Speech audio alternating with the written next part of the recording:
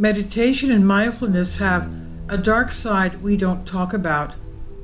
Miguel Farias from Conversation reports, since mindfulness is something you can practice at home for free, it often sounds like the perfect tonic for stress and mental health issues. Mindfulness is a type of Buddhist-based meditation in which you focus on being aware of what you're sensing, thinking, and feeling in the present moment. The first recorded evidence for this, found in India, is over 1,500 years old. The Dharmatrata meditation scripture, written by the community of Buddhists, describes various practices and includes reports of symptoms of depression and anxiety that can occur after meditation. It also details cognitive anomalies associated with episodes of psychosis, dissociation, and depersonalization when people feel the world is unreal. In the past 8 years, there has been a surge of scientific research in this area. These studies show that adverse effects are not rare. A 2022 study using a sample of 953 people in the US who meditated regularly showed that over 10% of participants experienced adverse effects which had a significant negative impact on their everyday life and lasted for at least 1 month, according to a review of over 40 years of research that was published in 2020. The most common adverse effects are anxiety and depression.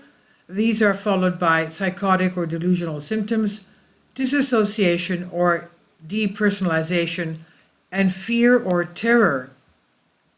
Research also found that adverse effects can happen to people without previous mental health problems, to those who have only had a moderate exposure to meditation, and they can lead to long-lasting symptoms.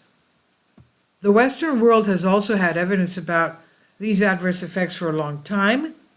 In 1976, Arnold Lazarus, a key figure in the cognitive behavioral science movement, said that meditation, when used indiscriminately, could include serious psychiatric problems, such as depression, agitation, and even schizophrenic decompensation. There's evidence that mindfulness can benefit people's well-being. The problem is that mindfulness coaches, videos, apps, and books rarely warn people about the potential adverse effects.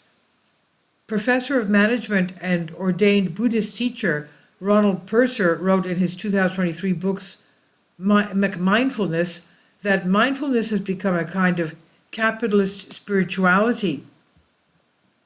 In the US alone, meditation is worth $2.2 billion, and the senior figures in the mindfulness industry should be aware of the problems with meditation.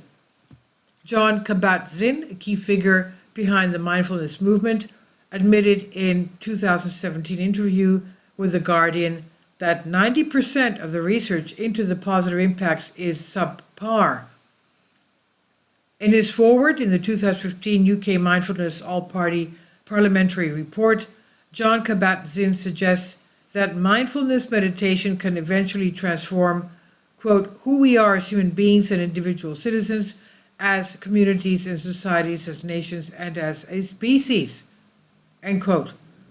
This religious-like enthusiasm for the power of mindfulness to change not only individual people but the course of humanity is common among advocates, even as atheists and agnostics who practice mindfulness believe that this practice has the power to increase peace and compassion in the world.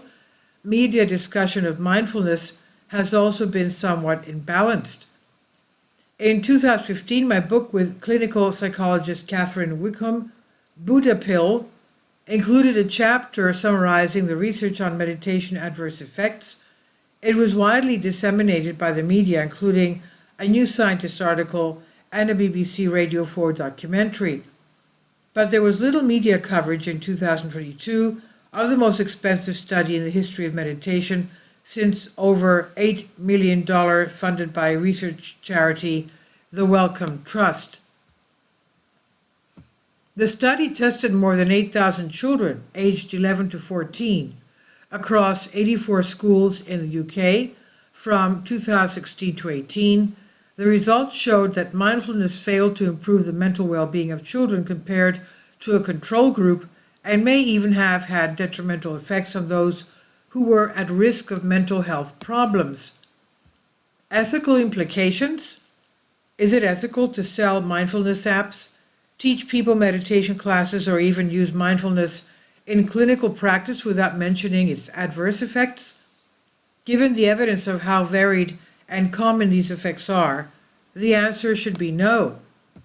However, many meditation and mindfulness instructors believe that these practices can only do good and don't know about the potential for adverse effects. The most common account I hear from people who have suffered adverse meditation effects is that the teachers don't believe them. They are usually told to just keep meditating and it'll go away. Research about how to safely practice meditation has only recently begun, which means there is not yet clear evidence to give people.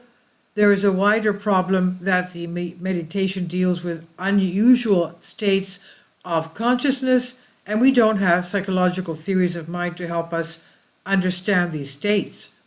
But there are resources people can use to learn about these adverse effects. These include websites produced by meditators who experience serious adverse effects and academic handbooks with dedicated sections to this topic. In the US, there is a clinical service dedicated to people who have experienced acute and long-term problems, led by a mindfulness researcher. For now, if meditation is to be used as a well-being or therapeutic tool, the public needs to be informed about its potential for harm. This is by Miguel Farias, Associate Professor in Experimental Psychology, Coventry University of the UK.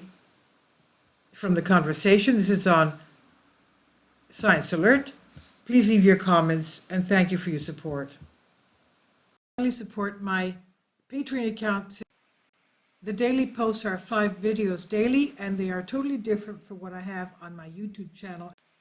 Thank you so much for your support and that you find all my content so interesting. You'll find the Patreon account details in the description box below.